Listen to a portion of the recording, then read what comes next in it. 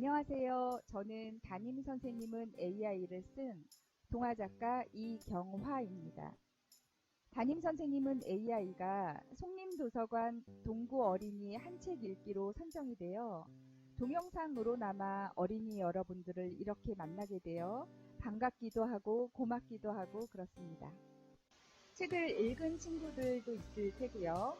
책을 아직 읽지 않은 친구들도 있을 텐데요.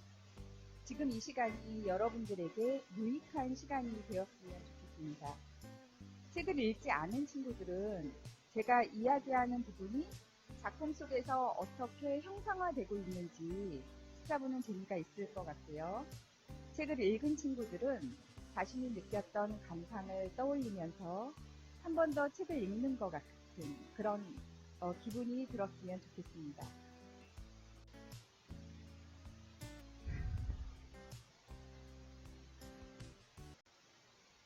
작품을 쓰게 된 동기부터 이야기를 해볼게요. 작가가 이야기를 얻는 경로는 아주 다양할 텐데요. 저는 2004년 청소년 소설 나의 그녀를 출간하면서 아동문학을 시작했고요. 그동안 15권 정도의 청소년 소설과 동화를 썼는데요. 담임 선생님은 AI는 이전과 다른 방식으로 이야기가 찾아왔어요. 이전에는 제가 잘 알고 지냈던 어린이, 청소년들로부터 어떤 자극을 받아 이야기를 썼거든요. 어린이 청소년들이 직접 자신의 이야기를 저에게 들려주기도 하고요. 혹은 제가 쓰고 싶은 주제가 있다면 어린이 청소년들에게 직접 인터뷰를 요청하기도 하고요. 하지만 담임 선생님은 AI는 그렇지 않았어요. 하긴 그렇겠죠. 담임 선생님이 왔는데 인공지능 로봇이에요. 뭐 이런 이야기를 저에게 들려준다는 건 불가능하니까요. 결론을 먼저 이야기하자면 담임 선생님은 AI는 한 신문 기사가 작품을 쓰게 된 동기가 되었습니다. 2016년 3월에는 아주 흥미로운 사건이 하나 있었는데요. 바로 이세돌과 알파고의 바둑 대결이었어요. 바둑기사 이세돌은 여러분도 잘 알고 있지요. 이세돌과 알파고의 바둑 대결이 어떻게 진행되었고 또 어떻게 승패가 났는지 알고 있는 친구들도 많을 것 같습니다. 이 대결은 인공지능이 얼마나 많이 발전했는지 알아보려는 의도였고요. 바둑으로 정한 이유는 무한, 한계가 없는 것을 무한이라고 하는데요. 경우의 수가 무한에 가까운 것이 바로 바둑이었기 때문이었어요. 무한에 가까운 경우의 수를 둘 수 있는 게임이어서 인공지능 알파고가 어떤 수를 둘지 매우 궁금했던 거지요. 또 바둑은 직관이 가장 강하게 작용하는 게임이라고도 하는데요. 경험해 보지 않고 즉각적으로 아는 것을 직관이라고 하거든요. 인간은 직관이 강한 동물이기도 하고요. 당시 사람들은 인간이 이길 거라고 생각했어요. 그건 바람이기도 했고요. 하지만 어땠나요? 네, 3대1로 이세돌이 패했어요. 우리가 모르는 사이에 인공지능은 아주 많이 발전했던 거예요. 한편에서는 이렇게 이야기했어요.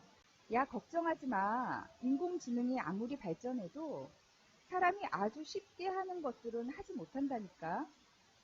근데 당시에 사람들은 그렇게 생각했어요. 예를 들면 개와 고양이를 구분하지 못한다든가 계단에 오르거나 현관 손잡이를 돌리거나 그런 것을 할 수 없다고 생각했어요. 이런 것들은 우리 사람은 배우지 않아도 할 수 있는 것들이잖아요. 저절로 알게 되고 저절로 할 수 있는 것들이에요. 하지만 이런 생각들도 우리가 인공지능에 얼마나 무지했었는지 드러냈던 일면이었는데요. 이미 로봇들은 학습하기 시작한 거예요. 개와 고양이를 구분하기 시작한 거죠. 그리고 그중 구글의 보스턴 다이나믹스에서 동영상 하나를 공개합니다. 오른쪽에 있는 로봇 그림이에요. 이름이 아틀라스인데요. 배경이 지금 산속이지요. 동영상 속에서 이 아틀라스는 처음에는 어디에 있었냐면요. 집에 있었어요. 여러분 한번 장면을 머릿속에 떠올려 보세요. 아틀라스가 집에 우뚝 서 있습니다. 그런데 마치 누가 부르는 것처럼 고개를 돌려요. 현관문이 보여요. 뚜벅뚜벅 걸어가요. 현관문을 돌려서 집 밖으로 나가는 거지요. 집 밖으로 나갔는데 계단이 있어요. 계단을 오르고 또 걸어가요.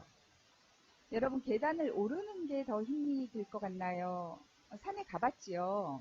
울퉁불퉁하게 경사진 언덕길을 오르는 게 더 힘이 들 것 같나요? 네, 후자가 더 균형 잡기가 힘들지요. 그런데 이 아틀라스는 공중공중 산을 뛰어다니는 거예요. 그 동영상이 공개되고 난 후 우리나라는 그야말로 충격에 빠졌어요. 인공지능이 이렇게까지 발전했으리라고는 생각하지 못했거든요. 동시에 인공지능에 대한 관심도 폭발했어요. 이 아틀라스가 현재 얼마큼 발전했는지는 잠시 후에 소개하도록 하겠습니다. 그리고 그 즈음 한 신문사와 대학이 협업하여 진행한 설문조사가 공개됩니다. 제가 담임 선생님은 AI를 쓰게 된 바로 그 동기가 된 기사인데요. 질문은 이거예요. 인공지능이 인간 선생님을 대체할 수 있다고 생각하는가? 초등학교, 중학교, 고등학교 749명을 대상으로 한 설문조사였어요. 여러분도 한번 생각해 보았으면 좋겠습니다. 여러분의 담임 선생님이 어디 먼 곳으로 이사를 가게 되었어요. 그래서 새로운 담임 선생님이 오는데 인공지능 로봇인 거지요. 여러분은 인공지능 로봇을 담임 선생님으로 인정하겠습니까? 아니면 어떻게 담임 선생님이 로봇일 수 있어요? 하면서 반대하겠습니까? 초등학교, 중학교, 고등학교 학생들 모두가 인공지능 선생님은 인간 선생님을 대체할 수 없습니다. 하고 반대했다면 담임 선생님은 AI도 출간되지 못했을 것 같은데요.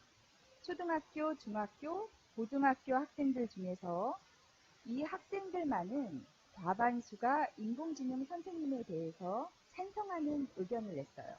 누구였을 것 같은가요? 네, 바로 초등학교 어린이들이었습니다. 우리 초등학교 어린이들이 그런 상상력을 발휘해주지 못했다면 저도 담임 선생님은 AI를 쓰려는 용기를 내지 못했을 것 같은데요. 기사를 읽는 내내 정말 흥미로웠어요.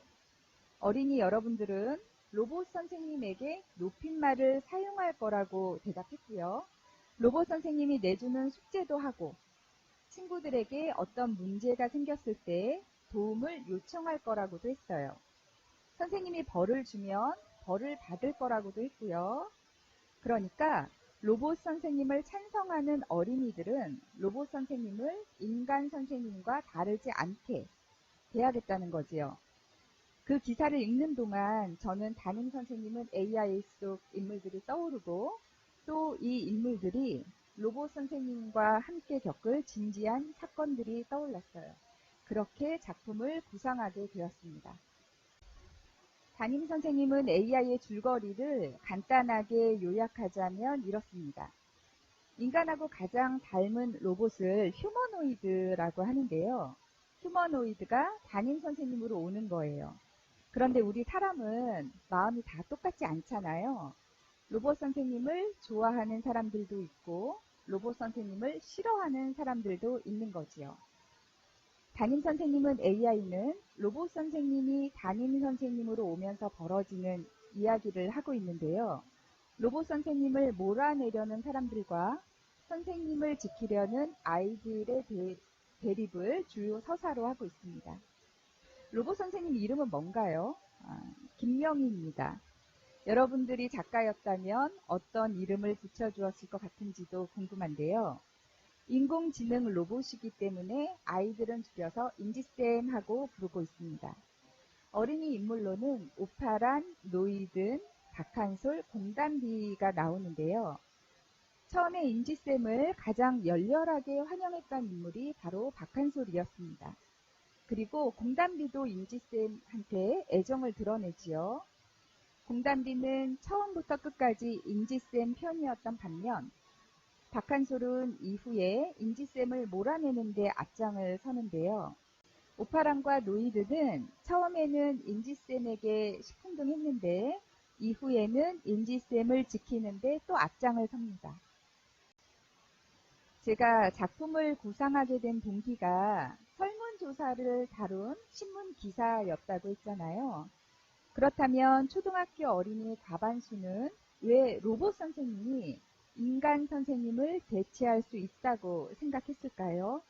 그 이유는 제가 담임 선생님은 AI 24쪽, 인지쌤의 입을 빌어 설명을 했는데요. 한번 읽어보겠습니다. 빅데이터 분석 결과 초등학생들이 선생님에게 갖는 가장 큰 불만은 공부 잘하는 아이와 못하는 아이, 부잣집 아이와 가난한 집 아이를 차별하는 것이었습니다. 로봇은 차별하지 않습니다. 로봇은 공정합니다. 네, 바로 차별이었어요. 인간 선생님은 공부 잘하는 아이만 예뻐한다는 거예요. 부잣집 아이들만 예뻐한다는 거지요. 다시 말하면 로봇 선생님이라면 공부 잘하는 아이만 예뻐하지는 않을 거라는 거예요. 부잣집 아이만 예뻐하지도 않을 거고요. 그런데 어린이 여러분, 담임 선생님이 공부 잘하고 부잣집 아이만 예뻐한다는 생각은 그럴 수도 있고 아닐 수도 있어요. 여러분들의 담임 선생님들이 그렇게 단순하지만은 않다는 걸 어린이 여러분도 잘 알고 있을 거라고 생각하고요. 아무튼 초등학생들은 개인적인 욕망이 배제된 로봇이라면 담임 선생님이 모든 학생들에게 공평할 거라는 기대를 했던 거지요. 제가 담임 선생님은 AI를 통해서 어린이 여러분들한테 전달하고 싶은 메시지라고 해도 좋고요. 생각할 거리라고 해도 좋은데요. 저는 이런 질문을 하고 싶었어요. 공평이란 무엇인가? 공평이라는 건 과연 가능한가? 박한솔은 처음에는 인지쌤을 아주 좋아했어요. 그러다가 인지쌤으로부터 등을 돌려 버리는데요. 바로 벌점을 받은 시점이었습니다. 공평이라는 건 한쪽에 치우침이 없이 모두 똑같이 대하는 건데요. 박한솔이 생각하는 공평이란 어떤 것이었나요? 바로 선생님이 자기만을 예뻐해 주는 것. 그게 바로 공평이었던 거지요. 어린이 여러분들이 생각하는 공평이란 무엇인지도 궁금하고요. 담임 선생님은 AI를 통해 전달하고 싶은 또 다른 메시지는 인간다움이란 무엇인가 하는 것인데요. 로봇과 협업이 불가피한 이 시대에 인간다움에 대해서 고민하는 일은 아주 중요하다고 생각합니다. 로봇을 만드는 건 바로 인간이니까요. 인간이 윤리적이어야 로봇도 윤리에 근거하여 만들어지는 거지요. 인간이 인간됨을 지킬 때 로봇도 인간을 위해 존재할 수 있습니다. 그렇다면 인간다움이란 무엇인가? 다른 동물들과 다른 인간만의 특성은 무엇인가? 인간만이 갖는 고유한 특성은 의인화, 감정이입, 애착입니다. 의인화란 사람이 아는 것을 사람처럼 느끼는 거예요. 여러분들은 어디까지 의인화를 시켜보았을까 궁금한데요. 어렸을 적에 한 번쯤은 곰돌이 인형하고 말을 해본 기억이 있을 거예요. 감수성이 풍부한 친구들은 돌멩이하고도 이야기를 해봤을 거고요. 5학년 일반 아이들은 인지쌤을 사람처럼 느끼지요. 말까지 주고받으니 감정이입도 훨씬 더 쉽게 일어났을 거고요. 인지쌤한테 애착도 느낍니다. 사람이기 때문에 자연스러운 감정이에요. 오른쪽 사진은 로봇 테스트 하는 장면인데요. 로봇의 이름은 스팟이에요. 남자가 골프채로 스팟을 찌르고 있지요. 어떻게 되었을 것 같은가요? 네, 스팟은 뒷걸음질을 쳐요. 넘어지지 않기 위해서 그러는 거지요. 연구원은 아주 힘껏 스팟을 계속 찔러요. 결국 스팟은 넘어지는데요. 겨우겨우 일어나려고 하는데 연구원이 이번에는 발로 힘껏 밀어요. 여러분들 제가 지금 하는 이야기를 머릿속으로 한번 그려보세요. 스팟은 또 주저앉지요. 연구원은 또 발로 밀고요. 최근 스팟의 영상에서는 마치 화가 난 것처럼 보이는 스팟이 골프채를 뺏는 장면도 나오는데요. 실갱이 끝에 스팟은 두 다리로 우뚝 섭니다. 이 영상은 로봇이 얼마나 균형을 잘 잡는지 보여주기 위해서 만든 영상이었는데요. 뜻밖의 공분을 삽니다. 로봇 학대 영상이라는 거죠. 영상을 본 사람들이 스팟을 의인화시켰던 건데요. 감정이입을 하고 또 애착을 가졌던 거예요. 여러분에게 동영상 하나를 보기를 권하는데요. 1944년에 프리츠 하이더라는 사람이 114명을 대상으로 한 실험 영상입니다. 유튜브에 들어가서 프리츠 하이더라고 치면 제일 처음에 나오는 1분 33초짜리 짧은 영상인데요. 영상이 진행되면 이 도형들이 움직이거든요. 지금 조금 큰 삼각형이 있고요. 영상 속에 들어가서 보면 조금 더 작게 보이는데 작은 삼각형이 있어요. 동그라미가 있지요. 그리고 네모가 있어요. 중간에 꺾여서 마치 문이 열린 것처럼 느껴지는데요. 큰 삼각형이 이동을 하거든요. 작은 삼각형 쪽으로 이동을 해요. 그러면 작은 삼각형은 더 멀리 이동을 하고요. 또 큰 삼각형이 동그라미를 마치 쫓아가는 것처럼 막 이동을 해요. 그러면 저 동그라미가 사각형 방처럼 느껴지는 그 안으로 들어가고요. 이렇게 도형들이 이동을 하는데요. 실험 결과 114명 중에 3명만이 도형을 묘사했다고 해요. 도형이 보였어요. 삼각형이 이동했어요. 사각형이 부서졌어요. 이런 식으로 묘사를 했다는 거죠. 제가 작가와의 대화를 가면 이 동영상을 보여주면서 여러분의 느낌을 이야기해 보라고 하거든요. 그러면 여기저기서 감탄사가 나오기도 하고요. 박수를 치기도 하고요. 도망쳐! 막 이런 이야기를 하기도 해요. 냉정하게 보면 도형이 움직이는 것 뿐인데 우리는 이 짧은 동영상을 보면서 마치 한 편의 드라마를 보는 것처럼 느끼는 거지요.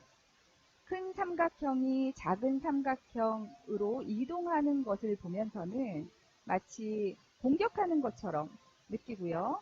작은 삼각형이 큰 삼각형으로부터 멀어지는 것을 보면서는 마치 도망가는 것처럼 그렇게도 느끼는 거지요. 동그라미가 네모 상자 안으로 들어간다고 했잖아요. 그때 큰 삼각형이 쫓아오면 마치 동그라미한테 감정이입을 해서 가슴이 두근두근하고 그러는 거죠. 동그라미와 작은 삼각형의 우정과 사랑 이야기로 스토리텔링하는 친구들도 있었습니다. 상대방이 느끼는 것을 나도 함께 느끼는 것, 이것을 공감 능력이라고 하는데요.